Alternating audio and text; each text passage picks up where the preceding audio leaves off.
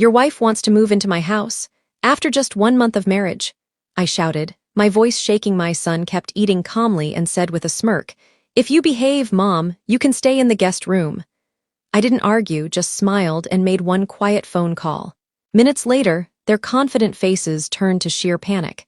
Have you ever felt like your own house was slipping right out from under you? They said if I behaved, I could stay in my own guest room. But one phone call changed everything, and you'll never guess what it was. It's a quiet Sunday evening, the kind that makes you grateful for the little things. The house smells like roast chicken and fresh baked rolls, and I'm setting the table, humming along to Fleetwood Mac's Landslide. The sun is setting just right, casting a golden glow through the kitchen window. And for a moment, I feel like I've finally hit my stride in this whole empty nester phase. I even put out the good napkins, the ones with the embroidered edges, because my son and his new wife are coming over for dinner. I'm thinking, how sweet. They're here for a home-cooked meal and a little motherly love. Little did I know, I was about to get the shock of my life, one that would make me question if I'd ever get to use my own guest towels again. They arrive right on time, all smiles and hand-holding, looking every bit the picture of newlywed bliss.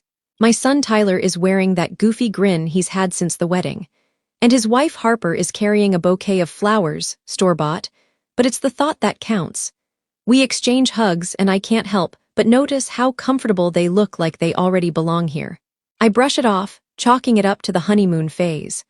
We settle in and soon enough we're passing around mashed potatoes and gravy, laughing about old family stories. I'm just about to launch into my classic tale about Tyler's disastrous attempt at baking cookies in middle school when he suddenly clears his throat. Now I know my son. I know that throat clearing. It's the same one he used when he was about to confess to breaking the neighbor's window with a baseball, or when he needed to tell me he dented the car. My mother's intuition kicks in and I brace myself, but nothing could have prepared me for what came next. "Mom," he says as calmly as if he's reading the weather report, "we've been married for a month, and we think it's time to move into your house." For a split second, I'm sure I've misheard him. Maybe he said move in near your house or move in for a visit.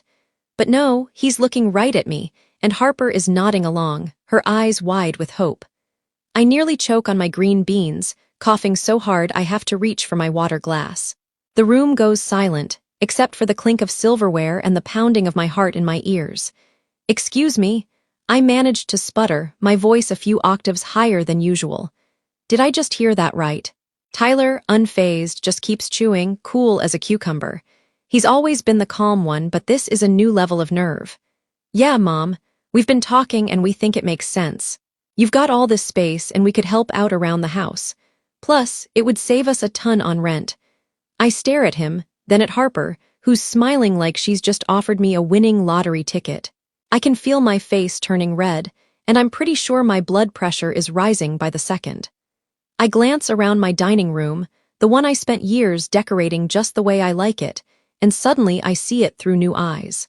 Are they picturing their shoes by the door, their laundry in my washer, their voices echoing down my hallway every day? "You've been married a month, and your wife already wants to move into my house," I blurt out, probably loud enough for the neighbors to hear. I can't help it. The words just tumble out, fueled by a mix of shock, disbelief, and if I'm honest, a little bit of fear.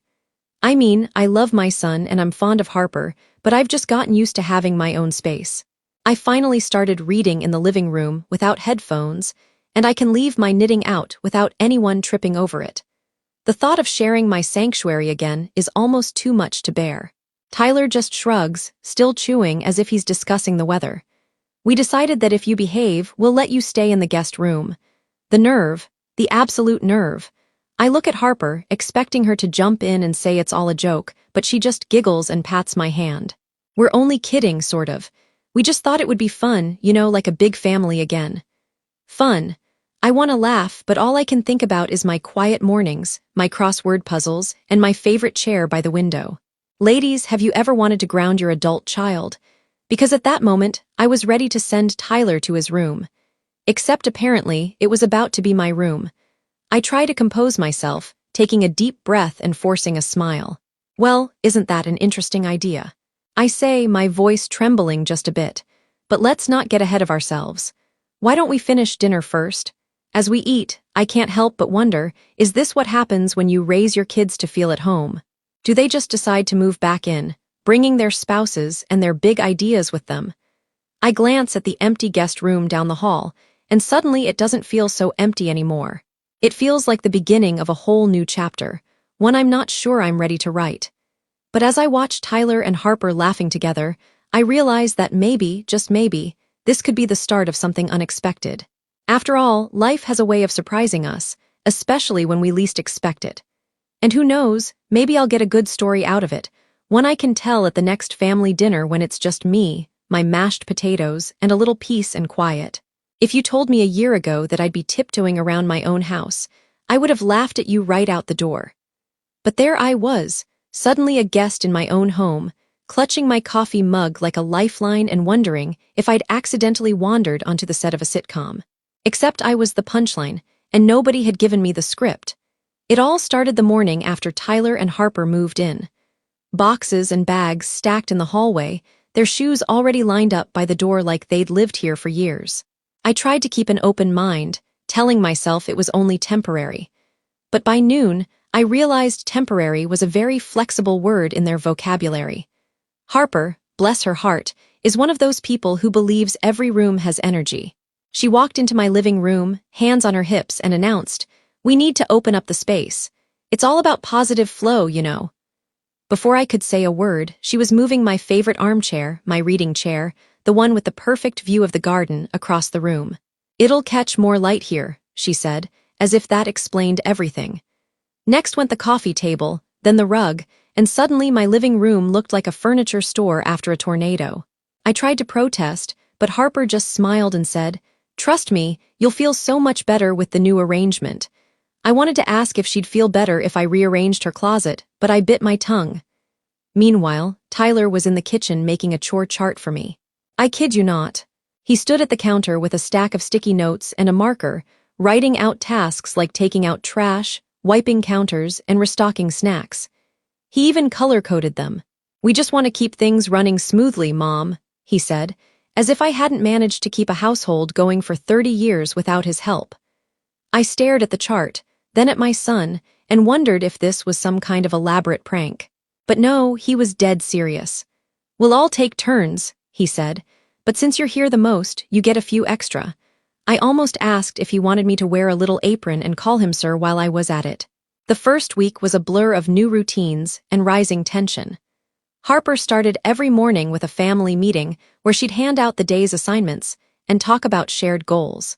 I sat there sipping my coffee, trying not to roll my eyes. She wanted to compost, start a yoga corner in the den, and my personal favorite, replace my curtains with something more organic. I nodded politely, but inside I was screaming. My house, my curtains, my rules, or so I thought. It wasn't just the big things, either. It was the little things that got under my skin. My favorite mug disappeared, replaced by a set of matching ones Harper brought from their apartment. The TV remote was suddenly off limits during quiet hours, which apparently lasted from 8 p.m. to 8 a.m. My crossword puzzles were moved to make room for Harper's essential oil diffuser, which made the whole house smell like a lavender farm exploded. I even caught myself hiding my good china in the back of the cabinet, just in case Harper decided it needed repurposing for a Pinterest project. I started to wonder, is this what empty nesters have to look forward to? You spend years dreaming of peace and quiet, only to have your grown children move back in and turn your sanctuary into a group project. I tried to keep my cool, but every time I saw my armchair move for better flow, my blood pressure went up a notch. I'd find myself wandering the halls at night looking for a spot that still felt like mine. The guest room, my supposed new quarters, was nice enough, but it wasn't home. Not really. The tension in the house was thick enough to cut with a butter knife. I tried to talk to Tyler, but he just smiled and said, "It's all about compromise, Mom." Compromise? I wanted to remind him that compromise usually means both sides give a little, not just the one who pays the mortgage. Harper, for her part, seemed oblivious to my discomfort. She'd pat my hand and say, "You'll get used to it. Change is good for the soul." I wanted to ask if she'd ever tried changing her own mother's living room, but again, I held my tongue. One afternoon, I came home from the grocery store to find Harper painting the hallway, a shade of green she called sage renewal. She'd moved all the pictures off the walls and stacked them in the corner. "Don't worry, I'll put them back up," she said. "But maybe not all of them. We want to keep things minimal." I stood there, bags in hand, and wondered if I'd ever see my wedding photo on the wall again. By the end of the second week, I was exhausted. I missed my routines, my space, my sense of control. I missed being able to watch late-night TV without headphones or leave a book open on the coffee table. I missed feeling like the queen of my own castle. Instead, I felt like a visitor, tiptoeing around, trying not to upset the new order. Have you ever felt like you're living in a sitcom, but you're the punchline? That was me. Every single day, I started to fantasize about running away. Maybe to a little cabin in the woods or a condo in Florida, where the only new rules were the ones I made for myself. But for now, I just smiled, nodded, and tried to keep the peace, all the while plotting how to reclaim my home, or at least my favorite chair. Little did I know, the real shakeup was just around the corner, and it would take more than a chore chart to fix what was coming next. Just when I thought things couldn't get any crazier, the universe decided to prove me wrong. It was a Thursday afternoon, the kind where the air feels heavy and you just know a storm is brewing. Inside the house and out, I was in the kitchen trying to find a spot for my own coffee maker. Harper had upgraded us to a French press, but I missed my old drip machine when the phone rang. I glanced at the caller ID and saw my sister's name flashing. Oh, Lord. My sister Denise, calling from Florida, has a voice that could wake the dead and a knack for sniffing out family drama like a bloodhound. If she was calling in the middle of the day, it meant she had news, and it was never the boring kind. I answered, bracing myself. "Hey Denise, what's up?" She didn't even say hello. "Have you heard about the Bradleys?" She blurted, her voice already climbing the scales. "You know, from church, their son and his wife moved in last month, and now they're all fighting over the thermostat. The police had to come over the air conditioning." I nearly dropped the phone. "You're kidding," I said. But I could hear the glee in her voice.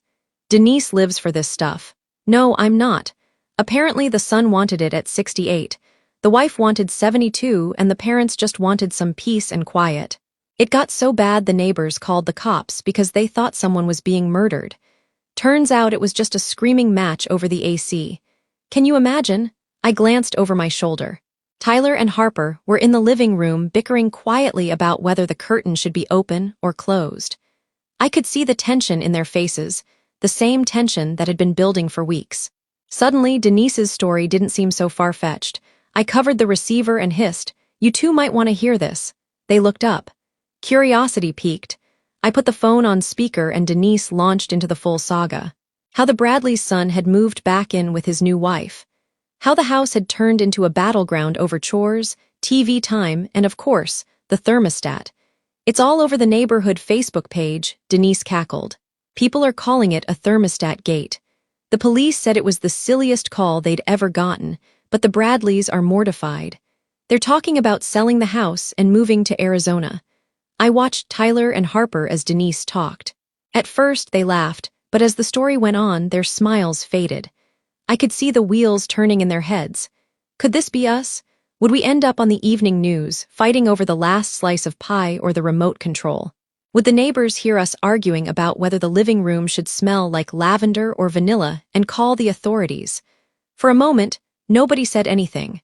The silence was thick, and I could almost hear the gears grinding in my son's mind. Harper looked at me, then at Tyler, her face pale. "Do you think we're like that?" she whispered. I shrugged, trying to keep my tone light. "Well, we haven't called the police yet. But I did have to hide my good china, and I'm pretty sure the living room furniture is developing PTSD from all the moving around." Tyler tried to laugh, but it came out shaky. "It's not that bad, is it?" I raised an eyebrow. "Let's see. We have a chore chart, a new energy flow in every room, and I'm not allowed to watch TV after 8. I'd say we're one thermostat argument away from a full-blown Bradley situation." Denise, still on speaker, chimed in. "You know, sometimes it's better to have your own space.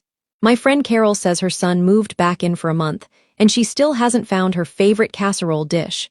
Some things just aren't worth the stress." That did it. I could see the fear set in, not just in Harper's eyes, but in Tyler's too. The excitement bubbled up in me. Maybe, just maybe, I'd get my house back. I tried not to look too hopeful, but inside, I was already planning where I'd put my armchair once it was safe to move it back. Harper cleared her throat. "Maybe we rushed into this," she said quietly. "I mean, I love being close, but I don't want us to end up like the Bradleys. I don't want to fight over silly things." Tyler nodded, looking sheepish. "Yeah, Mom. I think we might have overstepped. We just thought it would be fun, but it's not really working, is it?" I smiled, feeling a wave of relief wash over me. It's okay to admit when something isn't working. You two need your own space to figure out your marriage, and I need my space too. Well, to be me. Denise, never want to miss a beat, added, "And if you ever need a place to escape, you can always come visit me in Florida. Just don't touch my thermostat." We all laughed, the tension finally breaking. For the first time in weeks, I felt like I could breathe again. The fear of becoming the next Bradleys had jolted us all back to reality. Maybe it was a little dramatic, but sometimes it takes a good scare and a little family gossip to remind us what really matters. As I hung up the phone, I looked at Tyler and Harper. "So, what do you say? Ready to start looking for your own place?" They nodded, and I could see the relief in their faces, too. We hugged, and for the first time in a long time, it felt like we were all on the same team again. I knew there would be more bumps ahead, but at least we wouldn't be fighting over the thermostat or the remote anytime soon. And just like that, everything changed. Sometimes all it takes is a phone call to set things right. That night, after the phone call that had shaken us all to our senses, the house felt different. There was a quietness, but not the tense, tiptoeing kind that had settled in over the past few weeks. This was a softer silence, the kind that comes when everyone is lost in their own thoughts, weighing what matters most. I was in the kitchen wiping down the counters. My counters, I reminded myself when I heard footsteps behind me. I turned to see Tyler and Harper standing in the doorway, side by side, but not quite touching.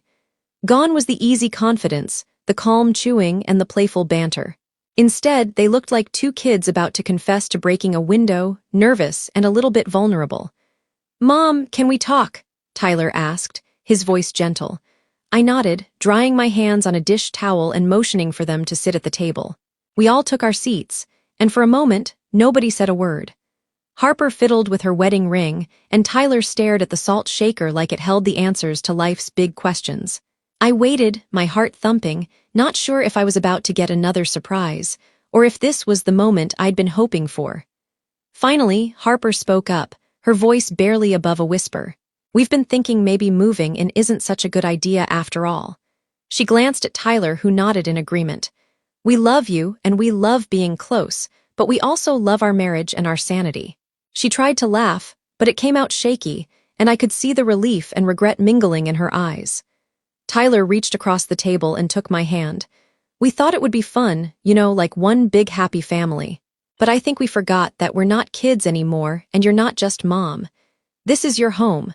We don't want to be the reason you feel like a stranger in your own house." I tried not to look too relieved, but inside I was doing a happy dance. I wanted to leap up and hug them both to shout hallelujah and start moving my armchair back to its rightful spot. But I kept my composure, nodding thoughtfully. "I appreciate you saying that," I replied, my voice steady. "I love having you here, but I also want you to have your own space, your own routines. Marriage is hard enough without your mother-in-law in the next room. Trust me." Harper smiled, a real smile this time, and I could see the tension melting away from her shoulders. "We found a little apartment not too far from here," she said. "It's nothing fancy, but it's ours. We were worried you'd be upset if we left so soon." I shook my head, reaching out to squeeze her hand. "Sweetheart, the only thing that would upset me is if you stayed here out of guilt. I want you both to be happy, and I want to be able to visit your place and leave my shoes wherever I want, just to return the favor." That got a laugh from both of them, and the mood in the room lightened instantly. We hugged it out, all three of us, and I felt a weight lift off my chest. For the first time in weeks, I could breathe easy, knowing that we'd all learned something important. I promised to visit their apartment occasionally, I added with a wink. And they promised to come over for Sunday dinners, just like old times. We made a pact. No chore charts, no energy flow rearrangements, and absolutely no fighting over the thermostat. If anyone had a problem, we'd talk it out, preferably over pie. That night, as I lay in bed, I thought about everything that had happened. The shock of their announcement, the chaos of the new rules, the tension that had crept into every corner of my home. I thought about Denise's phone call and how a little family gossip had been the wake-up call we all needed. Most of all, I thought about how easy it is to lose sight of what matters when you're caught up in day-to-day drama. We all want to feel needed, to be close to the people we love, but sometimes the best way to do that is to give each other space to grow. The next morning, I woke up early, made myself a cup of coffee, using my old drip machine, thank you very much, and sat in my favorite armchair right where it belonged. The house was quiet, but it was a peaceful quiet, the kind that comes when everything is just as it should be. I looked around at my living room, my photos back on the walls, my curtains just the way I liked them, and I felt a deep sense of gratitude. Not just for my home, but for the people in it, and for the lessons we'd learned together. So, what's the lesson here? Sometimes a little fear and a lot of family gossip is all it takes to keep the peace and your favorite armchair right where it belongs. Life has a funny way of throwing us curveballs, but if we're willing to listen, to laugh, and to let go when we need to, we can find our way back to what matters most: family, love, and a little bit of personal space. And if you've ever had a family moment that made you laugh, cry, or want to run away to Florida, you're not alone.